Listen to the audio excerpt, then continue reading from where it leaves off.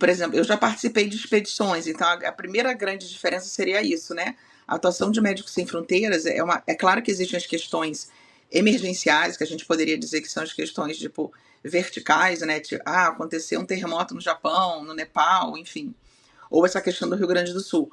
Mas existem projetos como Faixa de Gaza, que eu fui 3 vezes já, que são, é claro que agora, desde outubro do ano passado, tem a guerra, mas são projetos mais horizontais, sabe, Adriel?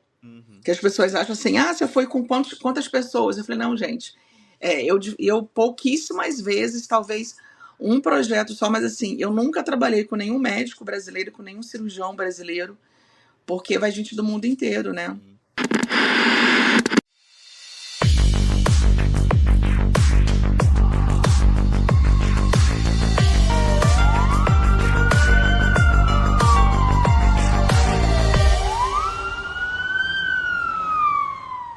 Olá, caros ouvintes do podcast da Emergência. Hoje nós temos um episódio muito especial. O motivo pelo qual eu escolhi fazer medicina foi muito influenciado pelos Médicos Sem Fronteira. Foi essa instituição que me fez ver valor na medicina e ter a vontade de um dia, quem sabe, virar um Médico Sem Fronteiras.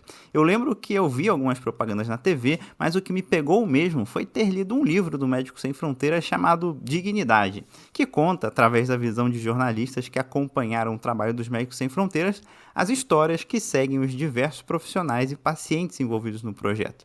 E hoje, aqui no podcast, teremos o prazer de conversar com uma médica sem fronteiras. Seja bem-vinda, doutora Liliana.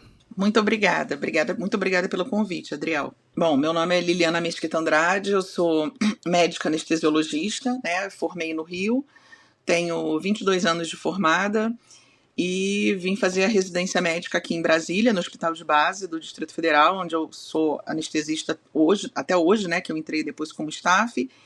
E também trabalho no Hospital da Criança, né? Porque eu tenho subespecialização em anestesiologia pediátrica e trabalho no Hospital da Criança de Brasília desde que o hospital também foi construído há 13 anos. E desde 2010 eu ingressei na organização, que é a maior organização de ajuda médica humanitária internacional, que é o Médicos Sem Fronteiras, né? E de lá para cá, nesses 14 anos, já foram 13 missões com eles, né? A grande maioria em zonas de conflito. Você pode falar um pouquinho pra gente o que foi que te levou a ser uma médica sem fronteira? Olha, eu acho que a gente, como você bem falou, assim, eu acho que sem dúvida alguma, eu sempre digo que o Médico Sem Fronteiras é a experiência mais transformadora da minha vida. E é exatamente o que você disse, assim, você encontra ainda mais valor na medicina quando você começa a trabalhar com eles, né? Ou com essa questão da medicina humanitária, né? Eu acho que eu sempre tive o interesse de fazer alguma coisa que saísse um pouco do ordinário, diríamos assim, né? E foram por situações bem pessoais da minha vida, em relação às perdas que eu tive, dos meus pais terem falecido, também muito jovens, por câncer, enfim. E eu acho que você começa a tentar encontrar, por mais que eu seja extremamente realizada na medicina, na anestesia, aqui no Brasil, eu sentia como se fosse a questão de propósito mesmo, sabe? Eu sentia que estava na hora de fazer alguma coisa, sabe? Eu só me arrependo de não ter começado com Médicos Sem Fronteiras antes, né? Eu já estava aí com 8 anos de formada quando eu entrei, né? Eu tenho 22 anos de formada e tem 14 anos que eu ingressei no Médicos Sem Fronteiras. Muito bom. E a gente estava conversando um pouquinho aqui antes em off que a ideia inicial que eu tinha era de tentar ver se tinha alguma interface, assim, né, entre o Médico Sem Fronteira e, por exemplo, a medicina de desastre, a medicina até de atendimento em áreas remotas. E aí, para a gente começar a desenvolver um pouco dessa conversa, eu queria entender primeiro quais foram, assim, as últimas missões que você participou, só para a gente ter uma ideia do cenário que é o que você foi exposta. Bom, eu vou falar então quais foram os projetos que eu já estive, né? Os países que eu já estive. É uma dúvida muito comum que as pessoas têm também. Você não precisa falar obrigatoriamente francês, você pode falar francês ou inglês. Então, eu já fiz 2 missões em francês e 11 missões em inglês. Então, eu fui para o Haiti a primeira vez, República Centro-Africana, Paquistão 2 vezes. Fui para o Sudão antes do referendo, antes da divisão do Sudão e Sudão do Sul, em 2011. Estive no Iêmen, Iraque, Faixa de Gaza, eu tive 3 vezes lá, Paquistão eu tive 2 vezes, Afeganistão eu estive 2 vezes, faixa de Gaza 3. E a última missão, que foi agosto, agora o último, foi no Sudão do Sul, quando já tinha, já dividiu, né? O Sudão e Sudão do Sul. Então, a última missão foi no Sudão do Sul. Apesar do Sudão estar em guerra, no Sudão do Sul, o projeto que eu estive era numa cidade a 1h30 de avião da capital, que é Juba, e a gente não era um projeto ligado com guerra, por exemplo, né? Mas a gente tinha um campo de refugiados perto do hospital onde eu trabalhei. Então, invariavelmente, você ia receber pacientes vindos de lá, né? Então, assim, era um hospital geral, mas que, assim, especificamente eu fiquei mais na maternidade, então era muita obstetrícia, emergência obstétrica e cirurgia pediátrica. Entendi. E explica assim um pouco pra gente como é que seria a sua rotina lá. Não só a rotina do que você faz enquanto médico, mas até um pouquinho da rotina do hospital. Você falou que você recebia gente até no Sudão do Sul, recebia paciente do Sudão, né? Então, um hospital do Médicos Sem Fronteira funcionaria assim, uma porta aberta para qualquer um que entrasse lá? Como que funciona isso? Sim, a gente não faz distinção de nenhum dos lados do conflito, né? A única coisa que é mandatória é a questão de ninguém entrar com armas, né? Seja arma branca ou arma de fogo, né? E uma outra questão que é extremamente importante, e eu falo muito isso quando eu falo também de anestesia, que segurança é inegociável em qualquer lugar do mundo, né? Então, tanto a questão diretamente de arma de fogo, enfim, a entrada no hospital, claro que invariavelmente você vai se deparar com essas situações de inimigos no mesmo... Mas a gente realmente nem faz esse tipo de... A única coisa que realmente não pode ser admitida dentro do hospital é qualquer arma, seja de fogo ou arma branca, sabe? Em relação à rotina, Adriel, depende muito do projeto. Por exemplo, esse hospital que eu estava agora era um hospital que a gente fazia a programação de cirurgias eletivas, procedimentos eletivos, mas na verdade assim, por exemplo, troca de curativo, né? Que eles chamavam de COD, né? Change of Dressing, né? Então, era muito paciente queimado, né? Infelizmente, muita criança com grau de desnutrição severo. Então, eu me deparei com criança que parecia... Você olha assim no primeiro momento, parecia queimada, mas na verdade não era queimadura, né? Eram aquelas lesões dermatológicas pela desnutrição muito grave. Tinham, claro, as emergências obstétricas, principalmente as cesáreas de urgência, né? Sofrimento fetal, enfim. E no período que eu estive lá, eu não recebi ninguém vítima de nenhum conflito, seja ele pequeno ou grande. Mas o cirurgião com quem eu trabalhei, que estava lá já há 2 meses, ele falou que recebeu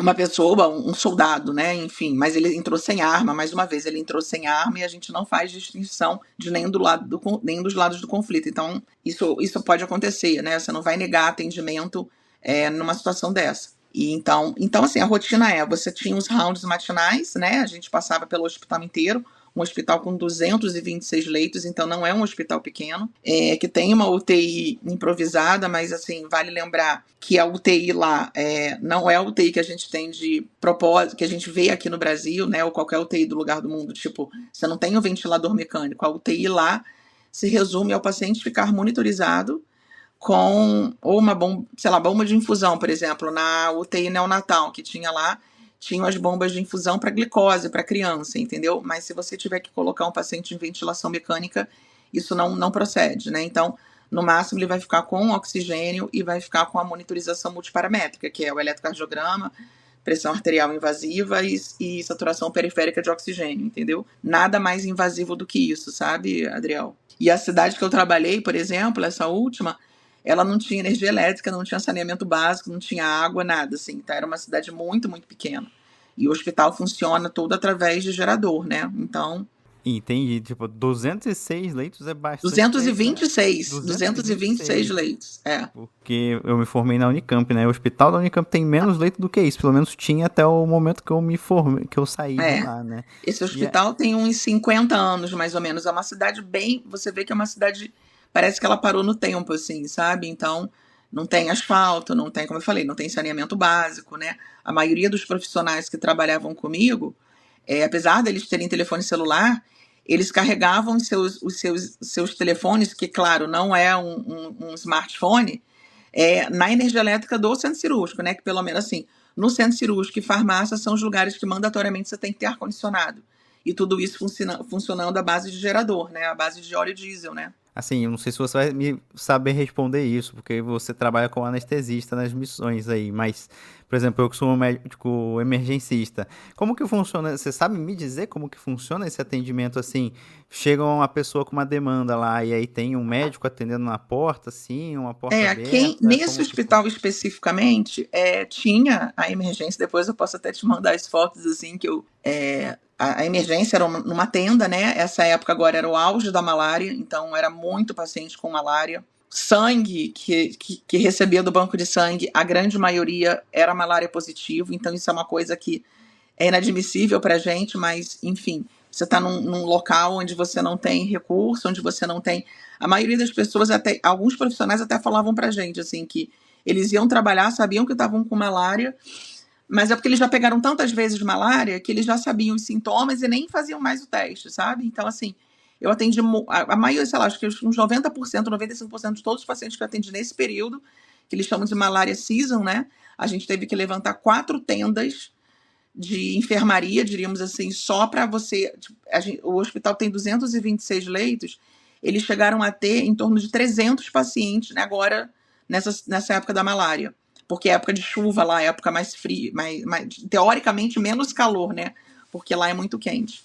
Então, tinha sim os médicos no atendimento de pronto atendimento, né? Emergency Unit, que eles tinham lá, mas nesse caso eram médicos sul-sudaneses. Nesse período que eu estava lá, não tinha nenhum médico do Médicos Sem Fronteiras, porque a gente trabalha também com os profissionais locais, né? E uma das coisas que eu acho mais fantásticas assim do Médicos Sem Fronteiras é essa questão da capacitação dos profissionais locais, porque a gente quer que esses profissionais um dia eles consigam andar por si próprios, né? Que você não crie uma dependência de organizações de ajuda médica, de ajuda humanitária, né? Então, o grande intuito também é esse, né? Você não só fornecer assistência médica, como capacitar os profissionais locais. E também uma coisa que é extremamente importante, está na carta de MSF, que o Médicos Sem Fronteiras foi criado por médicos e jornalistas, né? Então, também trazer à tona o testemunho, né? A palavra em francês que é bonita, né? Que é témoignage. É você dar o seu testemunho do que você vê no terreno, né? Que a gente chama, né? Seja na guerra, seja numa situação dessa, num local extremamente pobre, né, sem muitos recursos, né? Tipo, se fosse depender do Estado, esse hospital não sobreviveria, entende? Sim, eu acho que o livro do Dignidade do Médicos Sem Fronteiras faz muito esse papel do testemunho, né? É um livro muito, muito bom. Mas a gente vai falar, essa questão da capacitação vai ser um dos tópicos também, mas queria voltar numa coisinha que você falou, que é justamente a estrutura que o Médico Sem Fronteira te proporciona, porque eu sei que o Médico Sem Fronteira, ou ele atua dentro de hospitais que já existiam, né, do lugar, e eles acabam entrando para assumir aquele hospital, ou levantam hospitais, assim, né? Sim. Esses hospitais de campanha. E aí eu fiquei curioso com essa questão que você falou, por exemplo, não tem ventilador mecânico. As nossas especialidades, né, emergência e anestésio, hoje em dia são especialidades que aqui, por exemplo, estão ficando muito mais tecnológicas, né? Seja com videolaringo, seja com fibroscópio, seja com o próprio ultrassom, né, para fazer um acesso guiado, um bloqueio anestésico, assim. Isso são coisas, assim, essas tecnologias são coisas que o Médico Sem Fronteira consegue te proporcionar?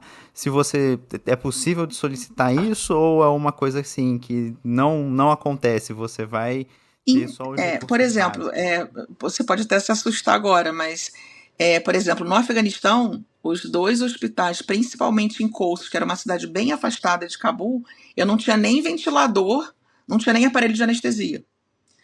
Porque, como era uma maternidade, então o que a gente tem no Médicos Sem Fronteiras são concentradores de oxigênio, porque você não tem como montar uma unidade de O2, né?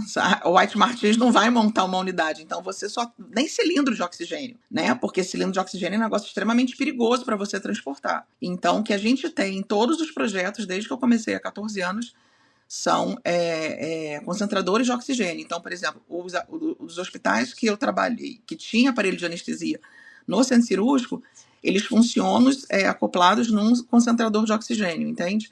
Mas teve projetos que eu já trabalhei que a gente não tinha não tinha aparelho de anestesia. Eu só tinha um ombu. Os sistemas que a gente costuma usar na anestesia aqui no Brasil, a gente usa muito o Mapleson, que é chamado de baraca, tubo T de Ares e tudo. A gente não tem, a gente só tem o ombu como dispositivo, máscara laríngea, laringoscópio, né? Não tem videolaringo, não tem. A vieira difícil, diria que o único instrumento de vieira difícil que a gente teria seria um anestesista experiente, sabe, Adriel? Porque não tem.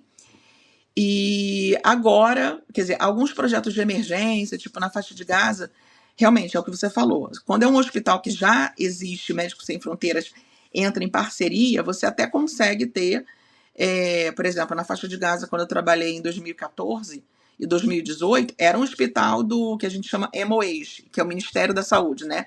Ministry of Health. Então você tinha ventilador mecânico na UTI, você tinha. Então, só que agora esses hospitais foram todos destruídos, né? Mas tinha ultrassom. Nesse projeto agora, o último que eu estive, o ultrassom acabou de chegar lá, né? Mas seria mais para fazer bloqueio regional, né? Porque, por exemplo, não tem kit de acesso central, né? Então, nesses hospitais, por exemplo, quando eu estava na faixa de Gaza em 2014, 2018, era diferente porque já era um hospital do Ministério da Saúde, né? Em 2012, quando eu fui, eu trabalhei num hospital tenda lá, então a gente não tinha esses recursos, né? E uma coisa também que vale lembrar é o seguinte: o médico anestesista, por formação, ele não é o ER doctor, ele não é o médico de emergência. Mas na sociedade francesa, né, a Médicos Sem Fronteiras é uma organização francesa, que foi criada na época da Guerra de Biafra na Nigéria, em 1971, a Sociedade Francesa de Anestesia, que chama ISFAR, Sociedade Francesa de Anestesia e Reanimação. Então, para eles, nós somos anestesistas e reanimateurs. Então, muitas das vezes, por exemplo, quando eu estava na faixa de Gaza em 2014, principalmente 2014 e 2018 foi durante a guerra, o médico anestesista ele vai para a sala de reanimação, entendeu? Então, é aquela coisa que eu sempre brigo muito no hospital que eu trabalho aqui em Brasília, que é a maior emergência aqui, né? Não adianta o pessoal pensar em damage control surgery se você não pensar em damage control resuscitation, né? Isso você faz na sala de emergência, né? Aí você recebe um paciente politraumatizado com nora lá no chapéu, vasopressina eu já recebi, e quanto foi feito de soro? 250 ml, 500 ml, entendeu? Então, assim, isso eu achei muito bacana, e como eu gosto de paciente grave, eu gosto de paciente crítico, para mim foi um encontro, assim, porque essa coisa de você ir para a sala de emergência, pegar acesso, né? Eu vivenciei muito isso em 2014, foi muito marcante para mim, porque foi uma época, tem 10 anos isso, e eu tive que fazer a opção de ir para lá quando a guerra já tinha começado, sabe? Então, assim, é um grande desafio, né, você trabalhar numa situação dessa. E eu lembro, exato, como se fosse hoje, assim, aquela coisa que você vê hoje na televisão, que você vê em filme, né, das pessoas, do jornalista entrando com a câmera lá e fazendo aquelas filmagens e tal. Eu vi isso acontecer, né, das crianças sendo trazidas no colo e tal, casas que explodiram. E teve uma criança que me marcou muito, ela devia ter em torno de 8 anos, ela chegou toda cinza, né, porque explodiu, então é cimento e tudo. Botaram ela naquela transfer, né, que é aquela maca de metálica, né, sem lençol, sem colchão, nem nada. Ela muito assustada, o rosto todo coberto, todo cinza, assim. E eu cheguei, segurei na mãozinha dela, a gente trabalha muito com tradutor, porque eles muitas vezes não entendem o inglês. E a gente levou, eu tava na porta, assim, me chamaram, eu fui direto com ela para a sala de resuscitation room, né, que a gente chama. E aí, aquela coisa de pegar acesso, limpar onde eu vou pegar o acesso. Eu fiquei segurando a mão dela o tempo todo, assim, aí aquela coisa de hidratar, ela tava com uma fratura exposta, que tava com torniquete, entendeu? E eu lembro que foi tirado o raio-x dela, como eu faço muita pediatria, né? Ela tinha uma fratura, Adriel, de colo de fêmur, que é raro em criança, né? A fratura de colo de fêmur ou ela é patológica. E eu lembro que eu conversando com os colegas ortopedistas, assim, eles falaram assim, cara, a energia para você produzir uma fratura dessa, nessa localização numa criança, é uma coisa absurda, né? E ela não tinha feito um TCE, porque nesse hospital tinha até tomografia, sabe? Só que esse hospital foi dos hospitais mais mais bombardeados. Inclusive, esse hospital, enfim, é o Al-Shifa, né, que ficou muito na mídia, né? Então eu tive a oportunidade de trabalhar no Al-Shifa e foi lá que eu atendi essa criança, sabe? Então, assim, a gente ficava muito nessa questão de ficar na resuscitation room e fazer a triagem. Quem faz a triagem dos pacientes vermelhos é o anestesista, o cirurgião e o médico de emergência. Então, por exemplo, já quando eu fui trabalhar no Iraque, que o hospital todo era um hospital de campanha, quer dizer, era todo montado em tenda, e foi numa época bem fria no Iraque, né, bem no norte do Iraque, eu trabalhava com o ER Doctor, que eu posso te falar, Adriel, que foi um dos melhores médicos que eu trabalhei na minha vida. Ele tinha um ultrassom portátil, aquele bem pequenininho, para fazer o POCUS e tal. Você aprende muito, sabe, assim, e ele era um australiano, cara, então, assim, o cara não é que nem a gente que vem de país de terceiro mundo, diríamos assim, sabe, então, assim, e o cara sabia muito, então eu ia para a sala de emergência com ele junto com o cirurgião, então quem faz a triagem, é que você tem que fazer paciente vermelho, amarelo, verde, né, enfim, fazer aquela, e o black, que são os pacientes que infelizmente já chegam gaspeando, né, que muitas das vezes você vai fazer só a morfina para dar conforto, né? Isso, a primeira vez que eu tive contato com isso foi a primeira zona de conflito, que foi meu terceiro projeto, minha terceira missão, que foi no Paquistão, numa zona de conflito, né? No período do calendário islâmico, que você tem muita questão de autoflagelação e muito homem-bomba suicida. E eu também trabalhei também com uma neozelandesa, não era australiana. E ela também era médica de emergência e eu ia fazer a triagem com ela. E a gente tinha um espaço que era só para os pacientes black e aquela coisa, não tem maca para todo mundo, como não teve maca agora no Sudão do Sul. Então, muitas das vezes você atende o paciente no chão, literalmente, entendeu? Às vezes não tem nem colchão. E eu ia com ela e com o cirurgião que eu trabalhei, que é também, assim, esse, sem dúvida, seria o meu top 3 dos melhores cirurgiões que eu trabalhei, que é um cirurgião de trauma. E aí também que você vê, Adriel, a formação do cirurgião de trauma lá fora é bem diferente da formação aqui, né? Mas assim, não é da minha área, mas como eu trabalho com trauma, trabalho com paciente crítico. Então, por exemplo, com esse cirurgião, a gente fez, no mesmo paciente, foi uma cirurgia de 6 horas, usando alotano e succinilcolina. A gente levanta os cabelos quando eu falava isso. Tudo bem, isso tem 14 anos, que foi em dezembro de 2010. Mas eu não tinha propofol, eu não tinha fentanil, eu não tinha diazepam, né? Eu tinha paracetamol venoso, porque lá fora ninguém usa dipirona. E o paciente, ele estava no mercado onde teve um homem-bomba suicida. Então, esse cirurgião operava com a scrub nurse, que era o instrumentador, mas a gente fez a triagem dele na sala de emergência. E ele tinha uma fratura exposta de tíbia, ele tinha uma lesão vascular inguinal e ele tinha uma lesão na barriga. Então, foi ortopedia vascular e cirurgia geral, diríamos assim, porque ele fez sozinho, com um scrub nurse, ele fez a fratura de tíbia, ele fez a lesão vascular e fez a laparotomia, sabe? Então, assim, você vê muito isso. Então, assim, você aprende muito, você acaba também... A gente se ajuda muito, né? Isso, assim, e ele também, além de cirurgião de trauma, ele ainda era intensivista. Então, eu estava sozinha e ele também, então, assim, e tudo é paciente de estômago cheio, você tem que induzir em sequência rápida, né? Então, ele me ajudou, ele induzia todos os pacientes comigo, né? Porque não tem jejum, né, nesses casos. Então, você tem que estar preparado, até para uma viária difícil e tal. Então, assim, é muito bacana. E aí, quando eu brinco que quando você é mordido, metaforicamente, por esse bichinho desse trabalho humanitário, sabe? Você, de repente, se vê esse cirurgião mesmo, ele é formado pelo John Hopkins, né? E aí, de repente, você fala assim, caramba, cara, eu tô aqui, eu que fiz medicina em Nova Iguaçu, sabe? Lá no Rio.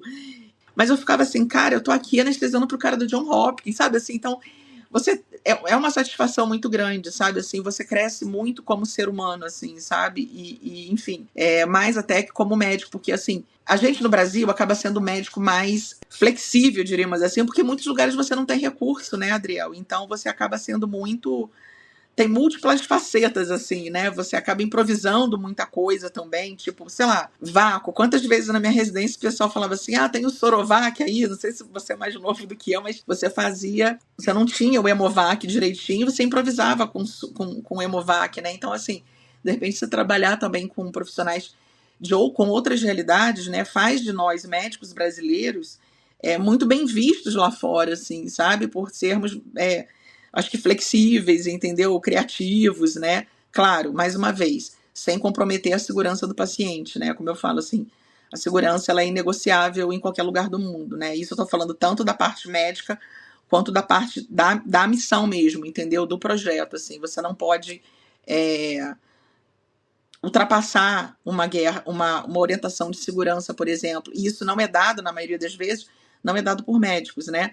Quem é o coordenador do projeto, né? O PC, né? Que é o Project Coordinator, e o Head of Mission, né? Que normalmente eles ficam na capitais ou ficam nos centros operacionais na Europa, na maioria das vezes eles não são médicos, né? São pessoas que entendem muito de tudo, né? De questões diplomáticas, de questões logísticas, e a gente não pode ultrapassar, porque você tem os níveis de segurança, né? Tem situações que você tem que ir para bunker, né? Ah, mas eu tenho paciente. Não, você não pode comprometer a segurança sua, nem de qualquer outra pessoa do projeto, entende? Então, assim, isso também é muito legal, sabe? De você ter esse conhecimento paralelo à medicina nessas organizações, sabe, Adriel? Sim, nossa, muita coisa passou pela cabeça enquanto você ia falando. Essa sua última fala é o que a gente sempre fala de cena segura, né? Isso vale pro Médicos Sem Fronteira, vale pro SAMU. Você tem que garantir Sim, que a cena tá segura e não comprometer sua equipe, não se tornar mais uma vítima, né? Mas isso exatamente. que você Segunda comentou. vítima, né? É. Isso que você comentou do anestésio na França é uma coisa que a França reconheceu a medicina de emergência no mesmo ano que o Brasil, né, em 2015. Olha E só. lá o anestésio, até onde eu me lembro, faz parte da residência do anestésio na França passar no SAMU, né? Porque lá também chama SAMU. Sim, É coisa que não acontece aqui, né? Por isso que acaba tendo essa interface um Sim, pouco eu maior. trabalhei no Iraque, eu trabalhei com um anestesista sueco que trabalhou, ele é daquele hospital super famoso em Estocolmo chamado Karolinska, né? Que tem um instituto de pesquisa super poderoso, diríamos assim, né? Depois que você vai estudando mais, você vai entendendo. E ele trabalha na ambulância como anestesista, entendeu? Então, assim, a formação realmente lá fora é bem diferente, é um pouco diferente da nossa, né? A começar que são 5 anos, né? Não são 3 anos como a gente, né? E você comentou desses dois médicos da Nova Zelândia e da Oceania que eram emergencistas, realmente a emergência é muito forte na Oceania. Então, saem referências muito boas de lá. E assim, essa questão da gente ser assim, um médico flexível, né? Eu me formei na Unicamp, depois eu fui trabalhar como coordenador de um pronto-socorro privado, onde eu tinha bastante recurso, e agora eu estou trabalhando no interior do Sergipe, né? Que é um hospital universitário, mas assim, eu tenho ultrassom, mas eu não tenho videolaringo, eu não tenho algumas drogas que eu gostaria de ter, e a gente acaba tendo que aprender a improvisar também. Uma coisa assim que Sim, quando fala de improviso vem na minha cabeça pô, você vai entubar um paciente com uma via aérea contaminada ali, aquela sondinha de aspiração não serve de nada. E a gente aprende a improvisar um aspirador com o próprio tubo. Você usa o tubo com o aspirador e a gente sim. vai se virando. E aí era uma das perguntas que eu queria fazer para você, assim.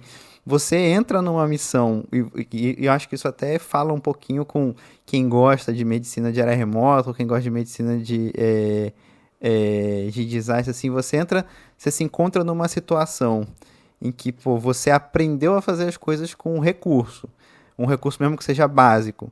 E aí você chega numa situação que você não tem nem esse básico, então, por exemplo, você não tem um kit de central, você vai anestesiar uma pessoa, você não tem nem um baraca, assim, você só tem um ambu. Como é que foi pra você? Como é que foi esse processo de olhar e falar, não, beleza, aqui eu tenho que fazer uma medicina totalmente experimental, basicamente, né? Diferente É. daquilo que você aprendeu. Então, por exemplo, essa a questão do central, você vai ter que ir atrás da jugular externa, da safena, entendeu? Botar lá um gel com 14. Quando a gente vai para a missão, a gente recebe vários documentos, né? Tem o job description do médico anestesista, tem a questão dos equipamentos que você vai ter, você tem vários briefings antes de ir para a missão e depois você tem os debriefings, né? E você tem briefing de segurança, você tem briefing do coordenador do projeto. Antes da pandemia, a gente tinha que passar pelo centro operacional, eu já passei na maioria das vezes por Paris e passei pela Bélgica também, porque eu já fiz projetos com o centro operacional de Bruxelas. Hoje em dia a gente faz tudo online, né? Então, enfim, então você também recebe, como você tem o briefing com o anestesista, com a referência de anestesia lá fora, você tem também, você recebe, você sabe o que você vai encontrar no terreno, entendeu? Eles mostram qual é o aparelho de anestesia que você vai ter, ele mostra quais serão os recursos que você vai ter. E eu acho das coisas que ficam mais claras para mim, que por isso que talvez eu não aceite algumas coisas que eu vivencio, principalmente no Hospital da Criança não, mas principalmente no hospital, os dois hospitais são públicos, mas principalmente no Hospital de Base, onde eu fiz residência, é de uma enfermeira, do gestor, chegar para mim e falou assim, acabou. Cara, não existe acabou, existe você deixou faltar. São duas coisas diferentes, entendeu? Porque quando você pega, por exemplo, tem 10 dias que eu cheguei no plantão noturno, que é o meu plantão hoje, quarta-feira à noite, não tinha látex, que é o látex que você usa tanto para fornecer oxigênio para o ambu, quanto você usa para aspirar um paciente. Aí acabou a neurocirurgia, eu cheguei no plantão, rendi o colega, estubei o paciente, tinha que levar o paciente. Primeiro que não tinha, só tinha o látex da indução, que tinha sido feito de manhã. Eu não tinha o látex para levar o paciente para UTI com cilindro de oxigênio, né? Aí, na semana seguinte, eu cheguei, o vácuo do hospital, é um hospital de 600 leitos, né? São 16 salas cirúrgicas, não tinha vácuo no hospital. Então, assim, Adriel, não tem vácuo no hospital, o gestor não tem que chegar para mim e falar para mim para eu fazer um bloqueio de plexo sem sedação para eu não ter que entubar um paciente. Isso não existe, cara. Entendeu? No Médicos Sem Fronteiras a gente tem o aspirador. Se você não tiver o aspirador elétrico, você tem um aspirador de pedal, que é uma coisa bem primitiva, mas assim, você não passa sufoco. Entende? Então, assim, isso eu comentei nessas duas situações lá no hospital, que tem menos de um mês, que eu falei, olha só, eu não passo esse tipo de sufoco. Ninguém chega para mim no projeto e fala assim, acabou. Porque na hora que o cara tira os 10 últimos pacotes de látex, na hora que o cara tira os 10 últimos pacotes de tubo orotraqueal, ele já tem que providenciar. Então, assim, a questão da logística, né? O Médicos Sem Fronteiras tem um grande galpão em Bordeaux, na França, que é imenso, né? Eu sempre falo que a galera da logística é a galera que mais trabalha. Então, hoje em dia, eles até dividiram entre a galera da logística e a galera do supply, né? A farmácia é extremamente importante. Então, assim, eu posso chegar num projeto e alguém falar para mim assim, isso não está no protocolo. Então, por exemplo, no protocolo do Médicos Sem Fronteiras, em alguns projetos eu não tinha aparelho de anestesia. Eu não tenho kit de acesso central. Eu não tenho, tem máscara laríngea, mas eu não tenho vídeo laringo. Mas ninguém vai chegar para mim e falar assim, não tem um tubo 7, pô. Tubo 7 eu entubo um adulto de 60 quilos como eu entubo um adulto de 120. Concorda? Numa situação emergencial. Né? Criança que você tem que ter pelo menos 3 tubos sequenciais. Mas assim, eu não sei se eu estou me fazendo entender, assim, são duas coisas diferentes, né? A coisa não acaba, né? Assim, tipo assim, deixaram faltar, quando você vê na realidade, que você vê muitas vezes aqui no Brasil, e você vê que isso é falta de gestão. Né? Então, assim, por exemplo, e eu falei isso para essa gestora que veio falar para mim que era para eu fazer uma fratura de cotovelo complexo, porque ela chegou para o cirurgião, claro, né? Imagina, o cirurgião vai fazer uma cirurgia e ele disse que não, essa cirurgia não vai sangrar, então não preciso de aspirador. Cara, isso não é. Isso é você comprometer a segurança do paciente. Então, uma situação dessa, um gestor sério, ele não tem nem que perguntar para o médico, seja cirurgião ou anestesista, se ele faz um procedimento cirúrgico sem aspirador, cara. Entendeu? Tipo assim, acabou. Aí a questão do centro de vácuo no hospital, isso não é nem questão de suprimentos, é questão de manutenção. Né? Então você tem que ter manutenção preventiva, porque nenhum hospital do mundo, todo hospital, em qualquer lugar do mundo, você tem que ter um aspirador, seja um aspirador de pedal ou um aspirador elétrico. Entende? Então, eu não sei se eu estou me fazendo entender assim, essa diferença. Assim. Então, essa questão que você perguntou, não, eu já sei que eu não vou ter um kit de acesso central, mas eu vou ter os gelcos de todos os tamanhos, eu vou ter os tubos orotraqueais de todos os tamanhos, entendeu? Não como às vezes eu ouço também, no hospital de base não tem, a gente não tem pediatria, só tem atendimento de emergência de pediatria e uma UTI pediátrica. Ah, doutora, não tem tubo 4,5. Cara, não existe isso, entendeu? Um hospital que se propõe a atender criança, ele tem que ter os tubos sequenciais. Na hora que você usou o penúltimo tubo 4,5 numa criança, entendeu? Você já tem que correr atrás, você vai pedir emprestado, você vai... Então, acho que essa é a grande diferença, sabe? Assim, eu acho que... A gente sabe, assim, infelizmente, sem querer tocar nesse assunto, mas a gente sabe que, assim, talvez tenha sido das coisas que mais me tocou. A gente tem muita questão de corrupção no nosso país, né, o Adriel? Então, assim, eu vejo, assim, o que o Médicos Sem Fronteiras faz, uma organização que sobrevive com mais de 90% doação de pessoa física, não é doação de pessoa jurídica. Eu sou doadora do Médicos Sem Fronteiras desde que eu entrei na organização. O que a gente consegue fazer com o que a gente recebe, cara, é muito valioso, entende? Assim, te dá um exemplo comparativo, né? Quando foi feito o estádio Mané Garrincha aqui em Brasília, na época da Copa, que em protesto eu não fui a nenhum jogo da Copa e não fui a nenhum jogo, nada das Olimpíadas que teve no Rio, foi isso. O orçamento inicial que foi programado para gastar no estádio, ele quadruplicou, entendeu? E era o budget anual de Médicos Sem Fronteiras. Então, assim, inconcebível, entende, Adriel? Você, com o mesmo dinheiro que você tem mais de 50 mil profissionais no mundo inteiro, em, sei lá, 40, nem sei, eu acho que hoje em dia, quantos projetos, assim, isso é sempre muito atualizado, tantos projetos no mundo inteiro, entende?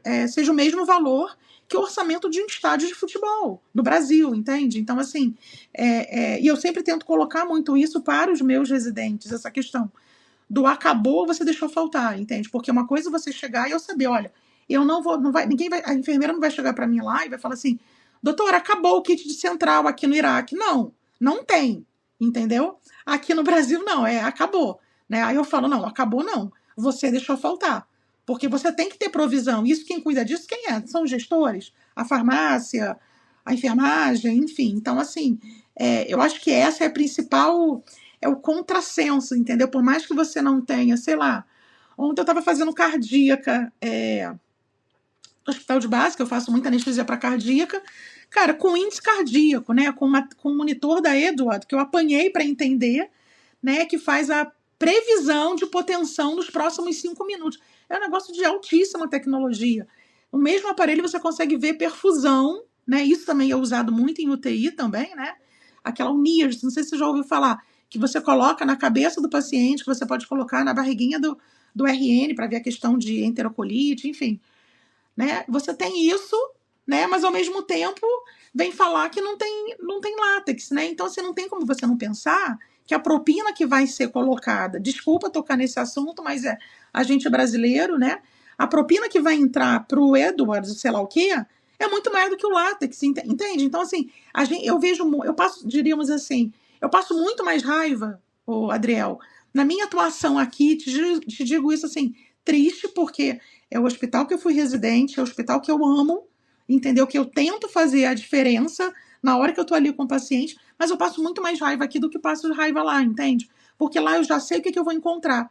E ninguém vai chegar para mim e vai falar que acabou. Vão dizer assim, não, isso não tem, doutora, no protocolo. O kit de anestesia são essas e essas medicações. Você não vai ter rocurônio para você fazer uma dose dobrada para fazer indução de sequência rápida. Você vai ter só o sulfenilcolina. Ok. Agora aqui eu vou ouvir. Ah, doutora, acabou o rocurônio. Entende? Ah, doutora, acabou o etomidato. Sabe assim? Né? Então, assim, você já sabe o que você vai encontrar. Então, assim, quando você tem essa experiência num local, como você falou, seja num local remoto, como eram alguns projetos tipo esse em Coast, que era a quase 3 horas de avião de Cabul, que era muito no interior do Afeganistão, agora lá no Sudão do Sul, porque você também não consegue levar tanto insumo, né, Adriel? Então, assim, você tem que levar o que é estritamente importante, necessário, enfim, né? É muito delicado, assim, essas questões, assim, eu faço o MBA, inclusive eu estou terminando o MBA de qualidade e segurança do paciente, e eu sou a única médica, sabe? Então eu tento colocar isso, assim, sabe? Porque se fala muito em segurança, em qualidade, não sei o quê, mas eu acho que muitas das vezes falta gestão antes de chegar na qualidade, antes de chegar na segurança, falta essa gestão que normalmente não é médico quem faz, sabe? Assim, então eu acho que eu aprendi muito a ter esse tipo de pensamento, entendeu? Assim, de você conseguir você conseguir contornar uma situação que você, num cenário, talvez antes de eu ter essa vivência com Médicos Sem Fronteiras, eu pensaria que seria inimaginável, entende? E eu posso te falar que em 14 anos, em 13 projetos, eu nunca perdi um paciente na mesa cirúrgica. Eu já recebi paciente assim. No Iraque, foram chamar a gente vai lá para a ambulância. Quando eu cheguei, tinha um paciente que ele não tinha da cintura pélvica para baixo. Ele já estava totalmente exanguinado, entendeu? Não tem como você fazer um garrote ali quando o paciente tem a pelve toda estraçalhada. E, infelizmente, você vai fazer morfina porque o cara está gaspiando. Na verdade, esse especificamente já chegou falecido, né? Assim, já chegou morto, já não tinha pulso e tal. Então, isso às vezes assusta um pouco. Mas, assim, fiz faculdade no Rio, né? Então eu fui acadêmica do Souza Aguiar, fui acadêmica da Baixada Fluminense lá no Rio, então a gente vê muita coisa feia, né? Aqui em Brasília também, não tanto quanto no Rio. Mas o médico brasileiro também tem essa vivência que os médicos lá fora não têm, né? Por mais que você esteja numa grande emergência, como disse um residente meu que voltou agora de Portugal do estágio opcional dele. Ah, doutora, uma grande emergência é o vovozinho que tropeçou e fez um TCE, entendeu? Não é o espancamento, não é, sabe, assim, então você tem essas situações. E uma outra coisa também que eu acho importante, mas eu acho que a culpa é nossa enquanto médico, Adriel, a gente não participar da tomada de decisão dentro dos hospitais que a gente trabalha, a culpa é nossa, porque a gente deixou de ocupar esse lugar, entendeu? A gente não foi empurrado desse lugar, na verdade é porque a gente nunca esteve, entende? Essa questão, por exemplo, desde a hora que eu vou, no caso do Médicos Sem Fronteiras, na hora que eu vou com o ER Doctor, que eu vou com o cirurgião lá na sala vermelha, para ver se aquele paciente é um paciente vermelho, um paciente amarelo, dentre os pacientes vermelhos eu tenho que eleger qual é o mais grave, né? Qual que tem a fratura exposta, qual que tem o abdômen perfurativo, né? Enfim. Quanto à questão, por exemplo, vou te dar um exemplo que eu vivenciei no Iraque, a gente levou um trailer que chamava MUST, M-U-S-T, que era Mobile Unit Surgical Trailer. Por quê? Porque para você levantar uma estrutura de tenda inflável em qualquer lugar do mundo, você demora aí umas 6 horas, porque você tem que desfazer a lona, você tem que botar ar para levantar aquela estrutura, você tem que montar um piso, não em cima da terra, mas em cima de, como é que dá o nome daquele negócio de madeira ou de plástico?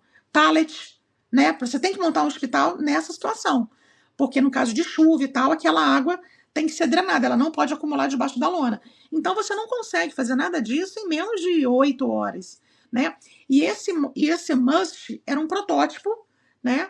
Que quando eu passei pela Bélgica para fazer, quando eu passei por Bruxelas, um dos meus briefings não foi com anestesista, foi com o médico de emergência, que tem um coordenador dentro do Médicos Sem Fronteiras, e o cara de logística, porque eles queriam justamente, como eu ia ser das primeiras a usar esse protótipo, para saber o que a gente teria que mudar dentro dessa sala cirúrgica, entende? Então, assim, isso é muito legal. Então, você também participar da tomada de decisão, porque eu estou vivenciando aquilo, né? Na hora de você montar, por exemplo, a sala vermelha numa tenda.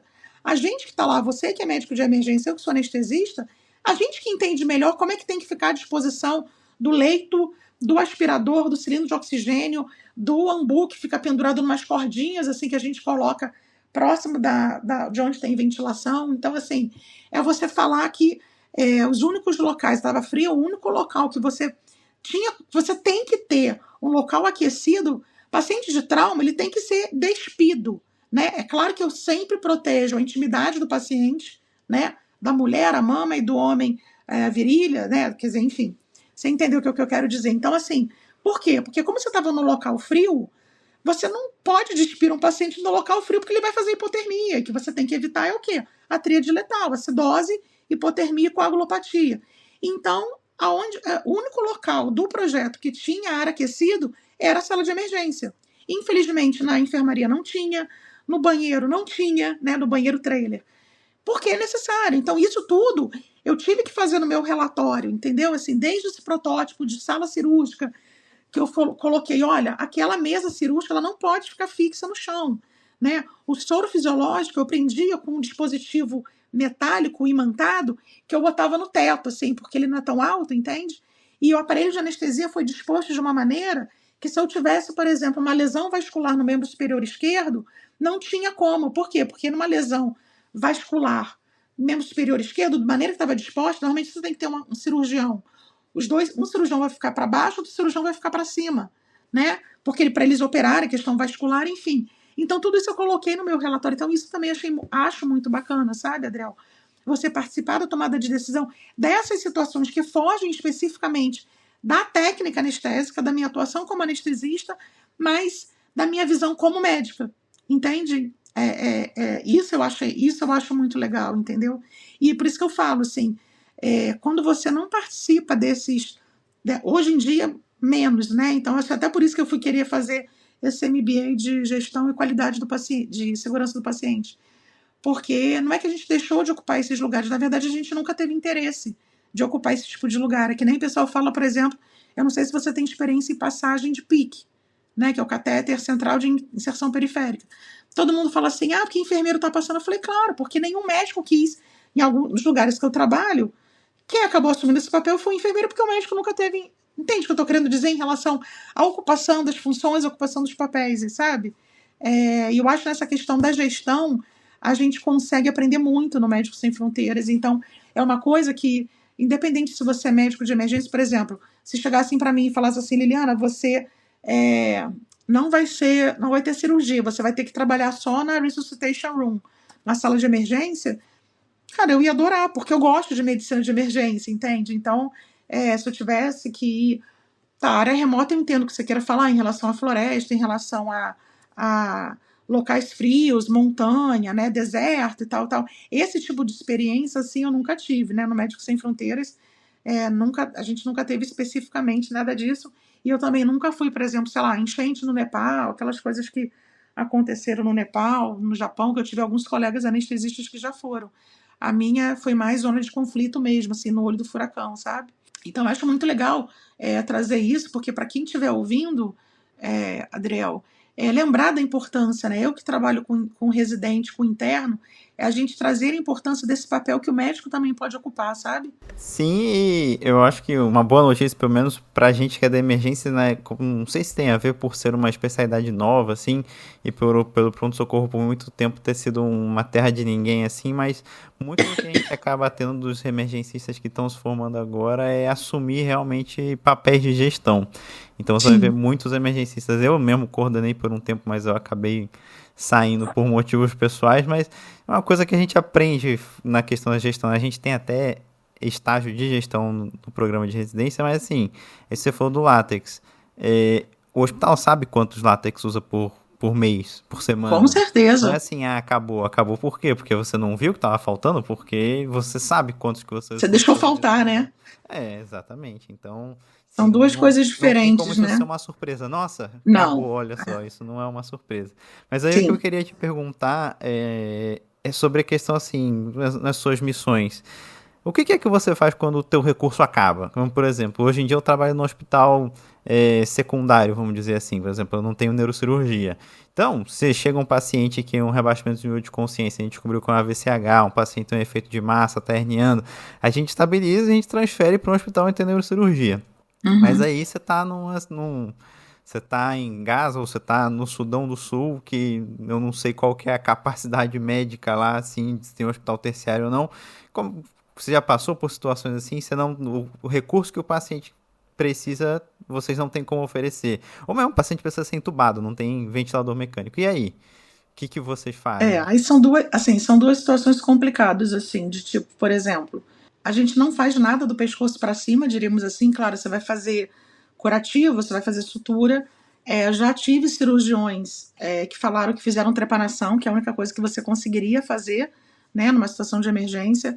No Iraque, por exemplo, aí vem uma questão também que eu acho bem legal, é de você estudar uma coisa chamada epidemiologia da guerra, né? Então, eu sempre falava muito isso quando eu fui chamada para fazer apresentação, principalmente na época da Covid, né, que começou as coisas ficarem online. Você normalmente já tem um sistema de saúde que ele não funciona e você tem uma guerra, né? A Covid foi uma guerra, né? E você vem alguma coisa, seja guerra, seja Covid, seja um mass casualty, né? Sei lá, eu tô aqui em Brasília e de repente o vagão do metrô, 4 vagões se colidem, né? E eu vou ter aí 200 pacientes, 300 pacientes chegando, que a gente chama de, né? Eu não sei especificamente qual é o nome que usa aqui no Brasil, mas tradução literal seria casualidade de massas, eu não acho bonita essa palavra, mas no inglês a gente usa mass casualty, né? Que você tem um fluxo de pacientes chegando acima da capacidade do hospital.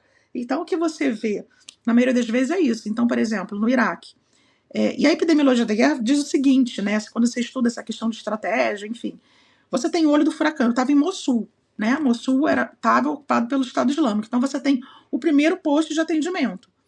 Lá vai ter o mínimo de pessoas possíveis. Então você tem que tentar evacuar todo mundo o mais distante possível. Então, assim, a gente passou por uma cidade cristã no Iraque, no Kurdistão iraquiano, que ela estava totalmente deserta, porque ela foi enfim.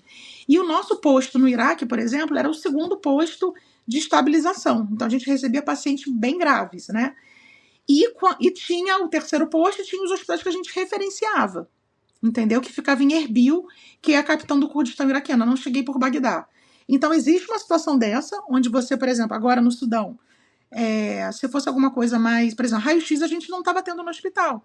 Então você tinha que botar o paciente dentro da ambulância lá do carrinho do Médicos Sem Fronteiras e levar o paciente andar, sei lá, 1 hora e meia de carro para chegar num local onde você fosse possível fazer um raio-x. Isso é terrível, né? Em Gaza eu não vivenciei isso, mas porque a gente tinha uma estrutura mais ou menos do Ministry of Health, né, o MOH que a gente chama. Então, assim, existem essas situações, como no Iraque, onde você tem vários postos de atendimento, né? Isso até é uma questão bélica também, quando você. Porque eu fui militar, né? Então, eu fui da Marinha. Então, a gente tem aula de poderio bélico, enfim. Então, essa questão da guerra, né? Então, assim, quando você bota lá no olho do furacão, você tem que ir diminuindo para você não ser, né? Você ter o mínimo, por exemplo, lá no Paquistão, quando, por exemplo, foi a primeira zona de conflito, eles evacuaram dessa cidade, que era Rangoon, o máximo número de pessoas possíveis para a capital, que era Islamabad, a capital do Paquistão, Islamabad. Então, eles mantiveram eu, anestesista, médico de emergência, o cirurgião, o coordenador do projeto, isso que a gente diz os expatriados, né? Não os profissionais locais. Então, depende muito do contexto que você tenha. Né? Eu nunca fiz nenhuma neurocirurgia, na minha experiência de 13 missões, eu nunca fiz nenhuma. Dependendo do local, você tem como referenciar o paciente. Né? Então, tiveram situações lá no Iraque que a gente teve como referenciar o paciente para um hospital terciário, por exemplo. Né? Você faz realmente o primeiro damage control resuscitation, depois você faz o damage control surgery. Né? Se a gente, em acordo com o cirurgião, médico de emergência, o anestesista, a gente achar que aquele paciente ele tem condição de ir para o hospital terciário, a gente manda, porque a gente sabe que a gente não vai ter condição de manter aquele paciente, por exemplo, se eu não conseguir estubar um paciente desse na sala de cirurgia. Né? Então, assim, tem isso também, né? Agora, em relação, assim, ter que entubar um paciente e não ter como isso é uma situação dramática, porque a gente não, dependendo do local, por exemplo, na faixa de Gaza eu tinha como colocar o paciente em ventilador mecânico, porque a gente tem ventilador mecânico nos hospitais que eu trabalhei, no Al-Shifa, no Nasser, todos os hospitais que apareceram na mídia, aí eu trabalhei, sabe? Mas, por exemplo, no Iraque, no posto, no hospital que a gente levantou, não tinha essa condição. Eu só tinha o ventilador mecânico do aparelho de anestesia dentro do centro cirúrgico. Né? No período que eu fiquei lá, porque como eu vou nas férias, eu fico só 4 semanas no terreno, entendeu? E tem uma outra questão, indo para o outro extremo etário, diríamos assim, criança que não tem drive respiratório, né? Eles tentam fazer a reanimação, mas infelizmente a criança que não tem drive respiratório, eles cessam a reanimação. Isso é terrível, né? Aqui a gente acaba investindo, né, em tubo, bebezinho, coloca no ventilador mecânico. Lá eles não têm essa política. Quer dizer, não é uma política do Médicos Sem Fronteiras, é uma política local, porque você não tem uma estrutura de uma UTI neonatal, de uma UTI pediátrica, entende? Então isso depende muito da... Mas assim, eu já ouvi cirurgiões que fizeram trepanações na África. Eu nunca tive essa experiência, entende?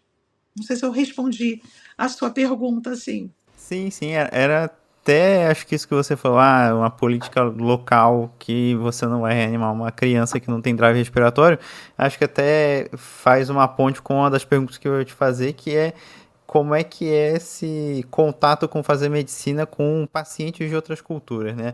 Não digo nem trabalhar com os médicos de outras culturas, assim, mas eu penso muito nisso nos meus atendimentos, que, pô, eu sou do Rio, mas aí eu fui estudar em São Paulo e agora eu tô no Sergipe.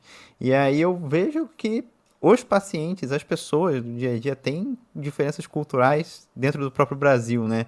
A forma como você fala com as pessoas, a forma como as pessoas lidam com a morte mesmo, é uma coisa muito característica da cultura do local também, né? Então, assim, isso é uma coisa que acho que nem é tanto assim da questão de fazer uma medicina diferente que o Médico Sem Fronteira faz, mas é uma coisa da medicina que a gente nem pensa muito, que é como é que é lidar com esses pacientes e os acompanhantes dos pacientes também de uma cultura diferente, porque a gente não pensa muito nisso, né? Eu e você podemos conversar sobre o que a gente acha que é a morte, como é que a gente lida com a morte, como os pacientes que a gente atende lidam com a morte. A gente tem um imaginário um pouco parecido, porque a gente é brasileiro, né? Pensam, Sim. nós dois somos do Rio, pelo que eu estou entendendo, mas e aí, você está no Iraque, você está no Afeganistão, você está no Sudão, você sentiu muita diferença em lidar com os pacientes, o jeito que é Sim, feito? eu acho que, assim, tem também. Eu poderia fazer várias divisões nessa sua pergunta, né? É, tem o dress code, né? A gente tem, quando a gente tem um briefing social.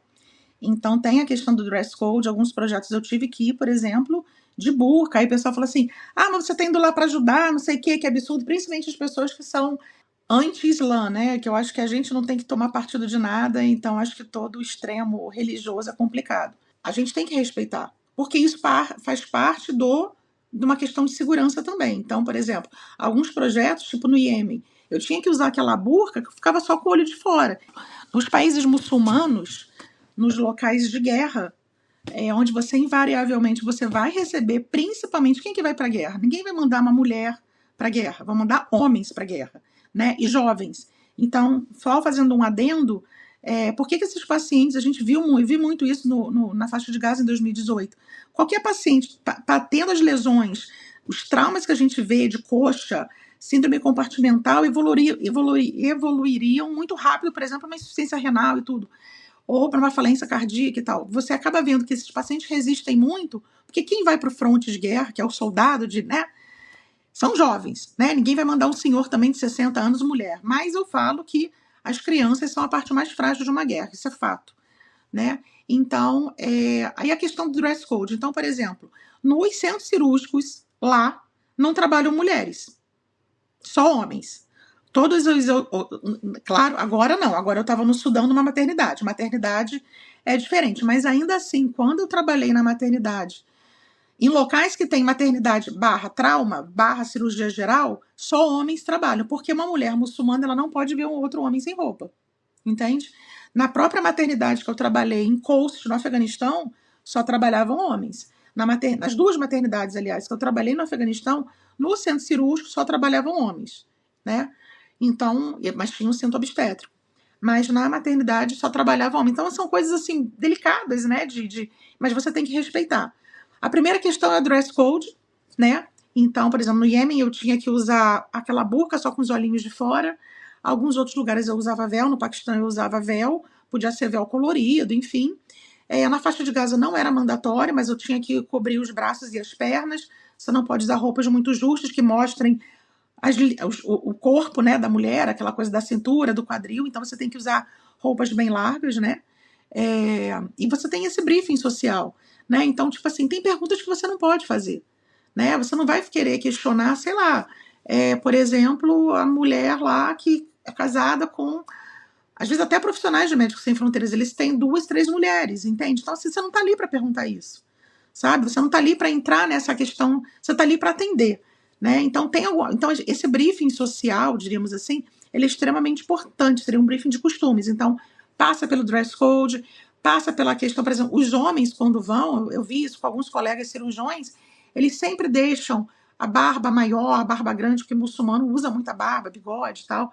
Então, por exemplo, esse cirurgião mesmo do John Hopkins, ele dizia que para ele era a maneira dele dizer, dele mostrar respeito pela cultura, entende? Então, assim, ele também tinha que usar roupa muçulmana no Paquistão, já na faixa de Gaza era diferente.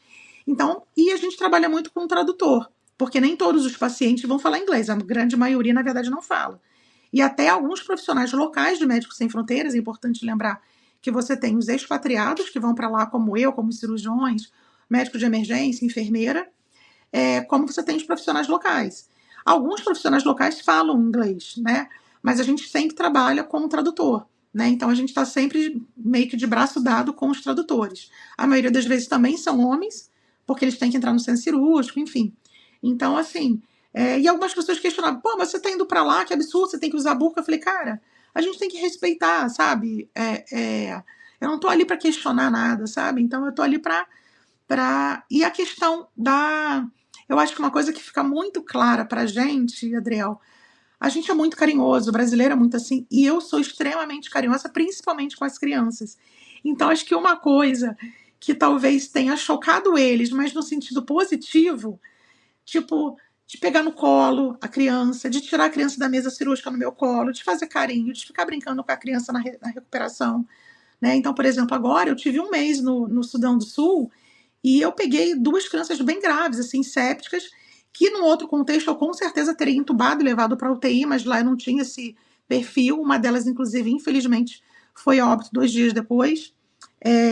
Mas eu fiquei com elas na recuperação até a UTI liberar para eu levar, e eu fiz questão de levar, eu, médica, levar, porque lá quem levava normalmente eram só os enfermeiros, né, os técnicos de enfermagem.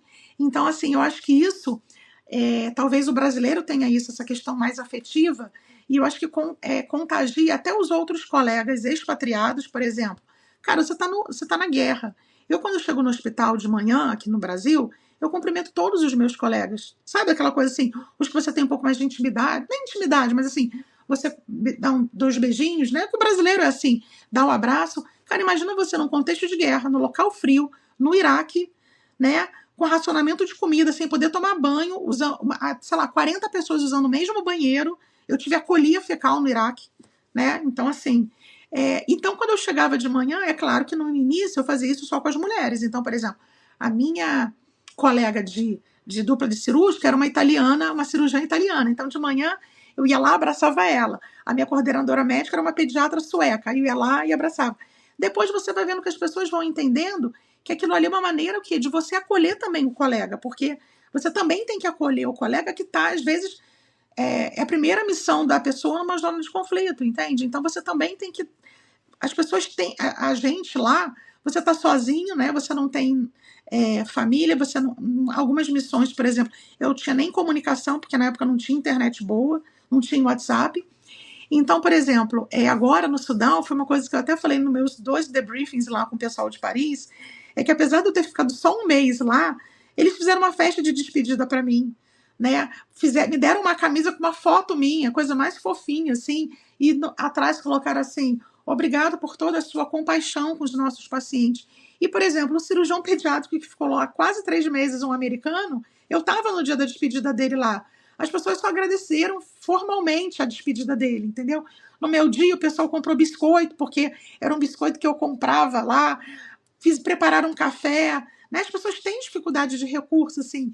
Então, eu acho que o mais legal, pra gente que é brasileiro, Adriel, é essa coisa mais empática, sabe? Essa coisa mais próxima. A gente se aproxima mais, eu acho, de quem está sendo cuidado, assim, sabe? E também dos outros cuidadores que estão na mesma situação que você. Então, eu acho que isso faz toda a diferença, assim, sabe? Então, por exemplo, essa criança mesmo que acabou indo a óbito depois, com certeza, se eu estivesse no Brasil, eu teria entubado ela, porque eu vi que ela estava entrando, ela estava em falência respiratória, eu estava do lado dela, checando glicemia, sinais vitais, checando o pulso, né? Porque eu sou da velha guarda, então eu checo o pulso o tempo todo, né? E posiciono a cabecinha dele e tal. E a enfermeira que estava na recuperação falou assim: você vai ficar aqui? Por quê? Porque a maioria das vezes dos outros anestesistas ou do enfermeiro anestesista local deixava o paciente na recuperação, pronto, acabou a minha, sabe assim? E a gente brasileiro acho que tem isso, assim, sabe, Adriel? E eu acho que isso é importante da gente como brasileiro quando vai para uns locais desse, né? Essa coisa da partilha, tipo, então eu chegava de manhã, tentava comprar biscoito, que eu sabia que eles não iam ter, de repente, condição, porque era caro para eles, então eu comprava 2, 3 pacotes de biscoito, que pra gente, sabe? Então, essa questão da cultural é muito legal. Quando eu fiz o meu assessment center lá, 14 anos, uma das coisas que me foi perguntada era o que me tirava do sério. E eu virei e falei assim, olha, poucas coisas me tiram do sério, porque quando você está com a vida, né, eu acho que não tem nenhuma outra especialidade médica agora, os emergencistas também, que você tem o limite entre a vida e a morte mais tênue, que é o anestesista, né? Então, se você não perde a cabeça naquela hora que você está ali com um paciente grave, está lá com um paciente em circulação extracorpórea, que o coração, que você não está conseguindo tirar o paciente de SEC, né, ou da ECMO, enfim, ou um paciente grave lá na sala de emergência, ou aquele paciente que já entra direto para o centro cirúrgico, mal passa pela sala vermelha. Se a gente não pode perder a cabeça numa hora dessa, poucas coisas fazem você perder a cabeça na sua vida no dia a dia. Né? Você não vai bater boca no trânsito, você não vai brigar com o porteiro, né? E aí ele perguntou para mim assim, nem o cirurgião, né? Porque tem aquela rixa entre cirurgião e anestesista, né? E aí uma coisa que o coordenador lá no Rio fez a pergunta para mim é porque, por exemplo, isso há 14 anos já era, imagina hoje, né? O europeu fuma muito. Então, essa questão de cultural, a gente brasileiro com o europeu bate muito, não tem bater de frente, mas assim, o europeu fuma muito o tempo todo. Então, quando a gente está na casa, às vezes você está dividindo um quarto com mais outras duas, três mulheres, né? Ou você, às vezes, como no Iraque, a gente tinha que revezar a cama. Imagina, a pessoa está fumando deitada, porra, o lençol, aquele local lá, aquela cama de campanha, vai estar com cheiro de cigarro horroroso, entendeu? Então, assim, não, isso não pode ser mais um motivo de estresse, né? Quando você já está numa situação estressante, sabe? Então, acho que essa questão cultural, e é claro, quando a gente fala que é brasileiro, a galera já pergunta pelo futebol, entendeu? Então, assim, brasileiro é super bem visto. Então, quando eu vou para missão também, eu sempre levo doação. Sei lá, eu vou nessas lojinhas mais baratinhas. Então, por exemplo, quando tu vou para maternidade, eu compro roupinha de bebê ocidental, porque lá eles usam aquelas roupas muito tradicionais, né? Levo prendedor de cabelo para as meninas, né? Por exemplo, eu tenho mania de limpar a unha de criança, então cortar a unha, limpar a pele, pô, as pessoas não tomavam banho, sabe? Então, assim, esse cuidado paralelo, que eu acho que a gente tem mais isso, eu sou muito assim com os meus pacientes, independente do cenário, seja no Brasil ou lá, eu acho que isso era um agregador, um fator positivo na minha atuação lá, que ia além da anestesia, sabe? Assim, isso eu acho muito legal, porque eu sempre falo assim que a técnica, talvez até outros médicos, outros anestesistas europeus, sei lá, talvez possam fazer até melhor do que eu faço, mas esse plus, né, esse cuidado, esse carinho, tirar a criança na sala, no colo, ficar com o bebê no colo, né, a criança sente isso, tem essa diferença, sabe? Eu acho que isso é uma das coisas mais legais que a gente vivencia, sabe? Isso que você falou é impressionante, sim. Eu fico muito feliz em ouvir esses comentários sobre essa questão do médico brasileiro tá agregando num cenário internacional. E aí eu já queria aproveitar e ligar isso com uma outra pergunta, que é você, enquanto uma médica brasileira, trabalhando com médicos internacionais, você falou, médico do John Hopkins, como que você vê o nosso preparo, assim, enquanto médico? Você chega lá, você sentiu que você estava para trás, ou você falou, não, minha medicina aqui tá alinhada com o que está acontecendo aqui? Eu nunca me senti para trás. E assim, nunca tive nenhum tipo de assédio, diríamos assim, hoje seria a palavra mais, ou discriminação por eu ser médica, mulher, brasileira. Mesmo, por isso que eu falo assim, pô, eu brinco que eu falo assim, cara, saí de Nova Iguaçu para o John Hopkins, entendeu? De Nova Iguaçu para o mundo, porque não deixou nada a desejar. E eu falo assim, a residência que eu fiz, os 3 anos, né? Minha turma foi a primeira turma de 3 anos de residência, de anestésio, prepara bastante a gente, assim, sabe? Então, eu acho que eles podem talvez ter muita tecnologia. Todas as vezes assim que eu viajo, como você acaba conhecendo pessoas do mundo inteiro, quando você acaba viajando de férias ou viajando, sei lá, vai para um congresso e tal, eu sempre procuro rever esses colegas e peço para eles me levarem nos hospitais que eles trabalham, sabe? Então, às vezes, assim, eles têm mais tecnologia, sei lá, de repente ele vai ter o NIRS para todas as salas cirúrgicas, ele vai ter o TOF, que é aquele monitor de bloqueio neuromuscular em todos os aparelhos de anestesia. Mas, e a gente, assim, como eu sou preceptora de residência, então a gente tem que ler muito artigo também, né, o Adriel? Então a gente vê que, assim, a gente está muito alinhado, graças a Deus, assim, sabe? Eu acho que a medicina brasileira não deixa, é claro, isso também vai muito do seu esforço de estudar, de você se manter atualizado, entende? Mas eu acho que a gente não deixa nada a desejar. E ainda tem essa questão, tanto a parte do carinho, a parte mais afetiva, quanto essa parte da criatividade também, sabe? Sim, e a última pergunta que eu tenho que fazer para você, que você comentou, e eu queria entender um pouquinho melhor, se você pudesse explicar para mim, para quem vai ouvir depois, como que é essa questão da capacitação que o Médicos Sem Fronteira faz com os profissionais locais, assim, você tem como se fosse, entre aspas, um residente que fica junto com você, é um momento separado, como que é isso? Então, depende do contexto que você tenha. Por exemplo, no Iraque, quando você está numa situação, sei lá, no olho do furacão, tipo a guerra pegando fogo, né? No passado eu quase fui, quer dizer, eu estava com tudo pronto, mas não estava sendo permitido aos expatriados irem para a faixa de Gaza, né? Um ano atrás. E agora tem um mês que eu recebi o e-mail para ir para o Líbano também. Numa situação dessa, é mais difícil você ter 2 horas off, diríamos assim, né? Então, assim, e quando você tem tempo off, você também tem que descansar, né? Então, você precisa desse, que às vezes, por exemplo, no Paquistão, eu fiquei mais de 24 horas botando gente para dormir, botando gente para acordar, ininterruptamente, com esse cirurgião do John Hopkins, né? Mas aí eu vou te dar um exemplo do que aconteceu agora no Sudão. Agora, com a facilidade do WhatsApp, melhora bastante, porque eu consegui compartilhar com eles. Então, por exemplo, eu pego aquele papel da luva e uso aquilo ali como caderno, né? Como quadro negro, diríamos assim. Então, eu tento explicar as coisas básicas. Quando eu estava no Afeganistão, por exemplo,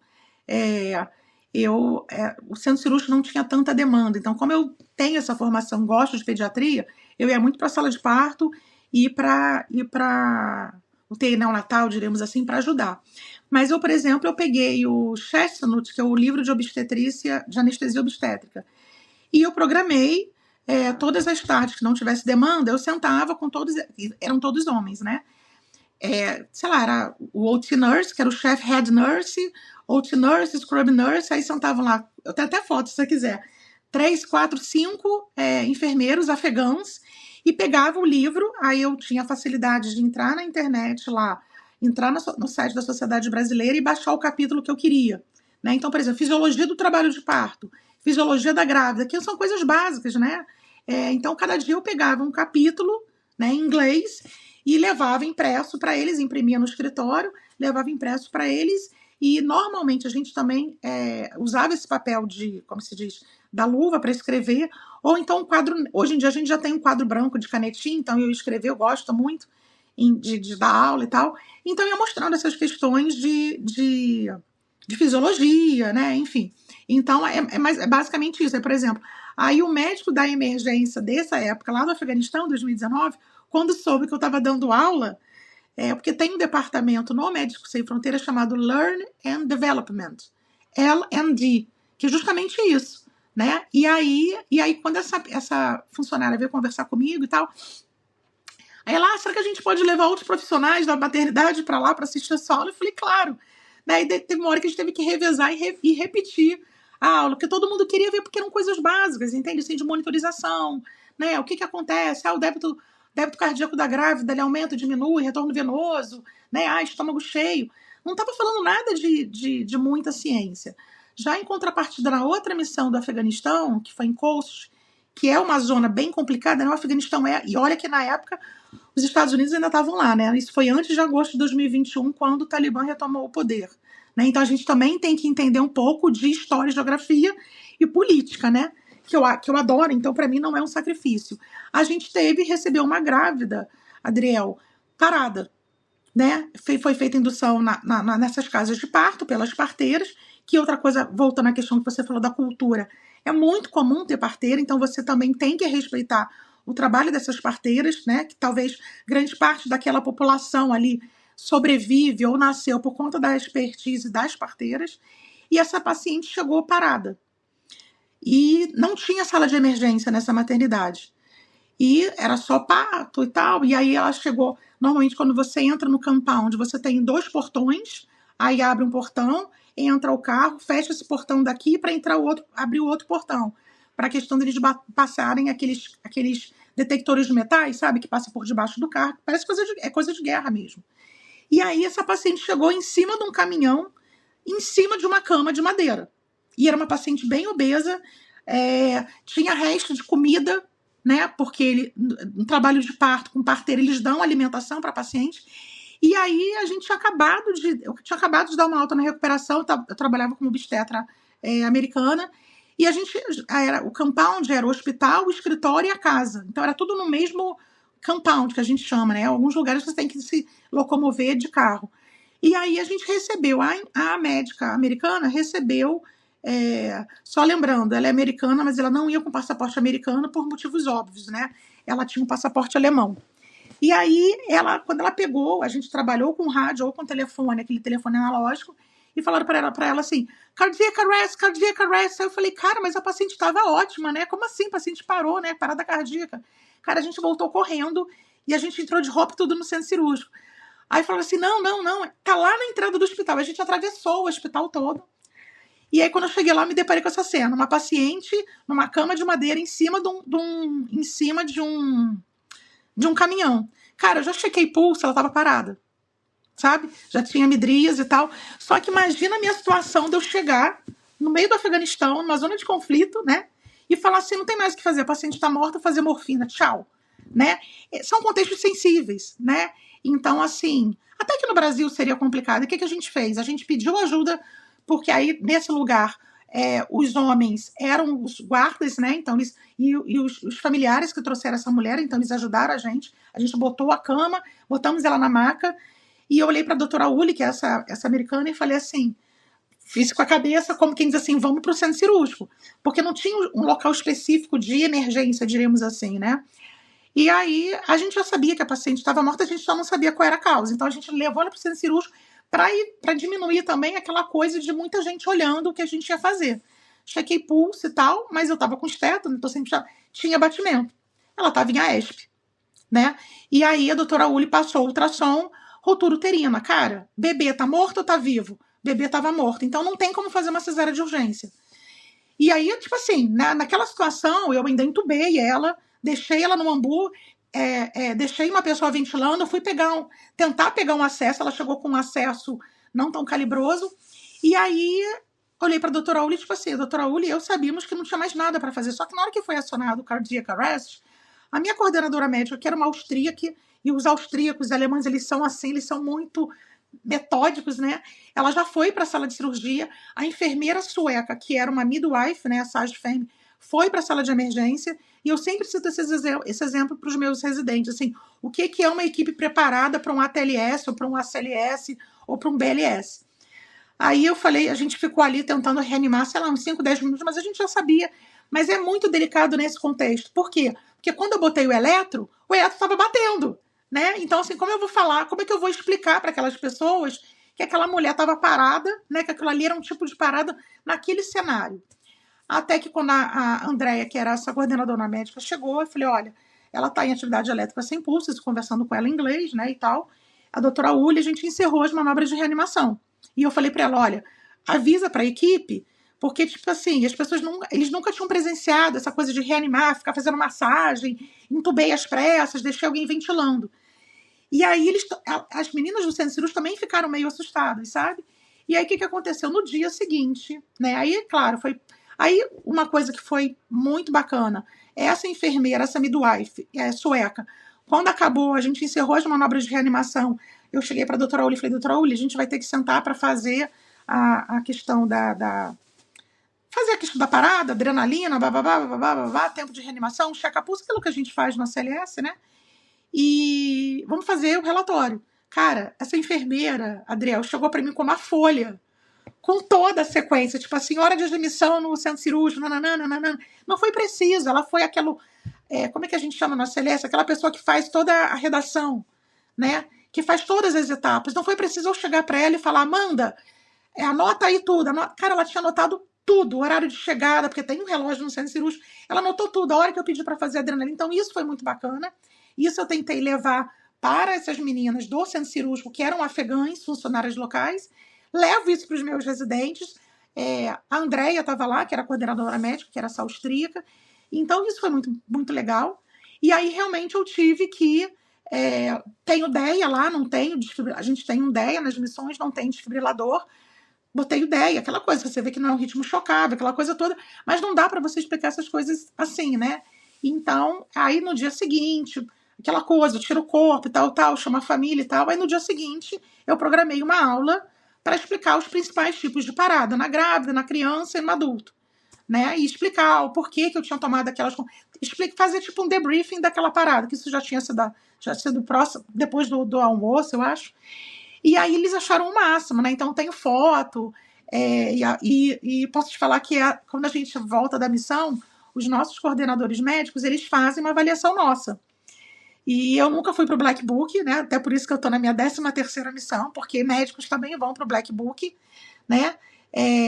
E foi das melhores avaliações médicas que eu tive, assim, sabe? Eu fiquei emocionada quando eu recebi o relatório da Andrea a meu respeito, né? Que ela falou da questão do respeito que eu consegui adquirir na equipe, apesar do pouco tempo que eu tinha ficado lá, da confiança que a equipe tinha em mim também. Ela citou esse caso da parada, né? Aí eu fui explicar para as meninas o que era o DEA de novo, porque toda vez que vai o anestesista para lá, a gente tenta fazer isso. Então, isso foi uma coisa que me marcou muito, né? E no Paquistão também, em 2011, era um projeto que estava começando, então não tinha muita demanda, assim. Aí eu também dei algumas aulas de DEA para todo o hospital, sabe? Então, assim, isso é muito legal, assim, porque eu gosto de dar aula, eu gosto de ensinar, eu gosto de falar. Tanto é que se a gente ficasse aqui, eu ficaria até amanhã te dando... Cada missão eu tenho vários e vários cenários de reanimação, de interrupção, de reanimação de criança, porque no início eu não aceitava, então eu já fiquei ventilando uma criança por 1h30 no Iêmen, entendeu? Então, assim, já levei isso para treinamento em Hong Kong, que eu fui num treinamento do Médicos Sem Fronteiras. Enfim, então, assim, é muita história para contar em 1 hora, sabe, Adriel? Não, perfeito, doutora, mas infelizmente a gente acabou chegando no final do nosso tempo aqui, né? E aí eu queria agradecer a sua participação, acho que foi muito bom, quem vai ouvir vai gostar muito, acho que se tiver gente interessada em participar do Médicos Sem Fronteiras, esse podcast vai ser muito inspirador e incentivador. E aí eu queria te agradecer e se você quiser deixar algum recado final, falar algum comentário. Não, primeiro eu queria agradecer muito a você o convite, né? E você falando agora, eu falei assim, podia ter falado isso, podia ter falado aquilo. Gás de laranja, né? Essas coisas que a gente passa aqui, crime de guerra e tal, que você vai ter que estudar. Podia ter falado isso, já que é medicina de emergência, então a gente passa. Que realmente difícil conseguir falar tudo em 1 hora, e eu sou muito entusiasta, eu sou muito empolgada com Médicos Sem Fronteiras, com a minha especialidade. Então, assim, eu queria agradecer a você a oportunidade de, mais uma vez, poder falar sobre o Médicos Sem Fronteiras, né? Como eu digo, é a experiência mais transformadora da minha vida, e eu acho que todo médico precisava participar, de ter uma experiência dessa, assim, sabe? Seja Médicos Sem Fronteiras, eu já tive a oportunidade de trabalhar com outras organizações não governamentais em projetos aqui no Brasil, então, assim, eu acho que todo mundo tinha que ter uma experiência como essa, assim, sabe? Eu acho que devia fazer parte até do currículo na graduação. Então é isso, pessoal. Espero que vocês tenham gostado desse episódio. Não esqueçam de me seguir no Instagram, no @adrielpa94, e também de seguir as redes do Médicos Sem Fronteiras. A página deles no Instagram em Brasil é @msf_Brasil. Mais uma vez, obrigado pelo seu tempo e até a próxima.